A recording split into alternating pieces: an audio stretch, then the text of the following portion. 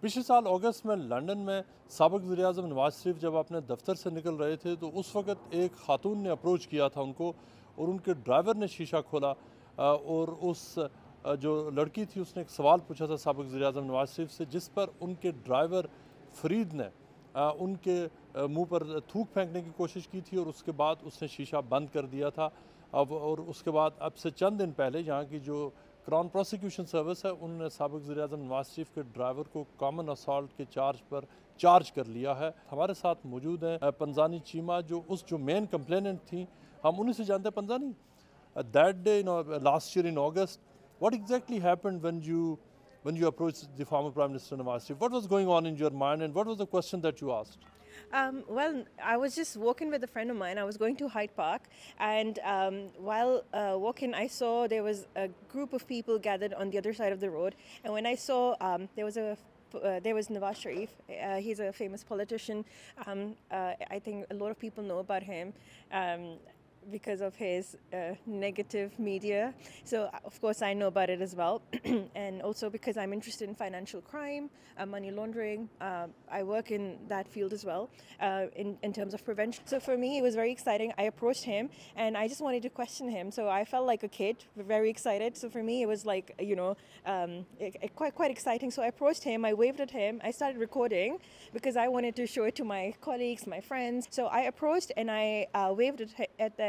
I waved at him and I asked them to roll down the window, and then I just asked because I knew he's famous, he's not going to have time for me, and I just had one question in mind, a few questions in mind. I asked the question and then his guard just spat on me and they drove off. That's what happened.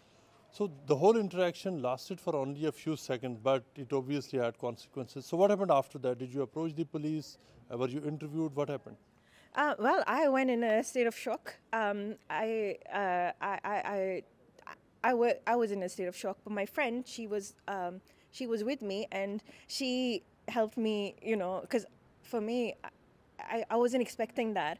And she made me, she's from Czech Republic, and she knows a lot about corruption as well, and she fights for women's rights as well. And so she encouraged me to call the police, and because I was in a state of shock, she did all the she did all the research. She tried to look him up online. She tried to find the person who was his guard, and she told me that the guard has been slightly abusive towards other people as well, and I need to do something. And I told her I wasn't really interested because I really don't have anything. I'm not really bothered. It was just a one-off. I'm never going to find him. So she really encouraged me to make a report. And then she has a friend as well who's of Pakistani origin but born and bred here in the UK.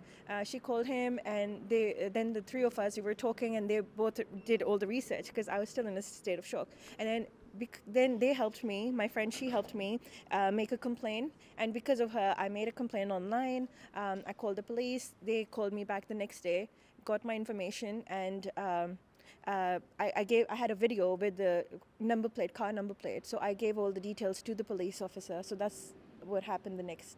When you approached him, what were you doing in that area on that day? Because it was a very kind of the atmosphere around that area was very much Pakistani oriented, politicized, and for somebody who has little bit or no connection with Pakistan to come across, what were you doing in that area? It wasn't planned or anything. I was in Paddington. I was having lunch with my friend, and because it was a sunny day, it was really nice. We decided to walk to Hyde Park. So we were just walking from Paddington to Hyde Park, and when we were just walking, it was it wasn't planned. I had no idea about that area. And the next day, you see that your video has gone globally viral all over. Yeah, it was a bit intense and overwhelming. Yeah, I wasn't expecting that. Many people on social media have asked you questions if you have any links with Pakistani politics or at all. And they have asked you questions about, I think 2 of your pictures have emerged in which you are seen to be having dinner with the former Prime Minister, dinner or lunch with the former Prime Minister Imran Khan. So what is the background of that? I don't have any connection to politics. I am interested in global politics. I have studied a bit, but I'm not really I'm not involved in politics directly. However, I do consider myself as an activist, but I don't want to become a famous activist. I try and stand up for human rights for people. I try and stand up for the people of Palestine, Yemen.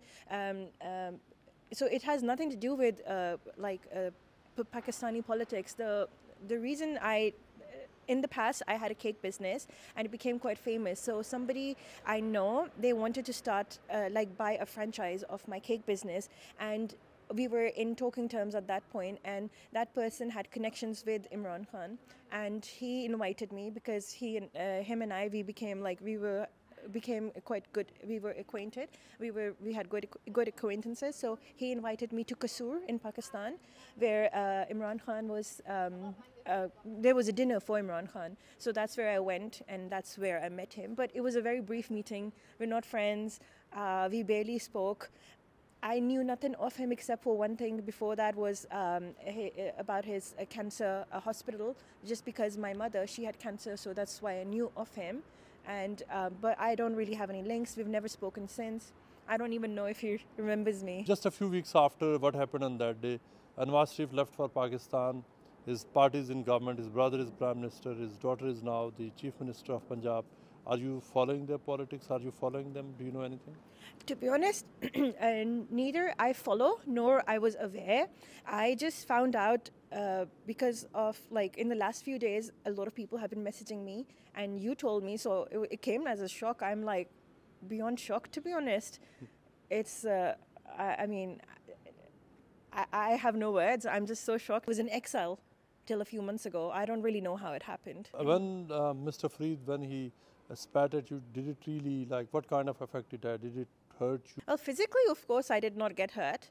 But emotionally, I was just in a state of shock. It took me a while to, register what had happened, and it was upsetting that, it was the fact that was upsetting was that he's a prime minister, like a former prime minister, and if his God is doing something, normally I think it was very, in my opinion, I was disgusted by it, because if even like a decent man, any decent man shouldn't really do it. But let's say if his God did do it, if he really wanted to be a politician, a prime minister in a country, then he should have told him to stop instead of running off. He should have asked his God to apologize. That's the least they could have done.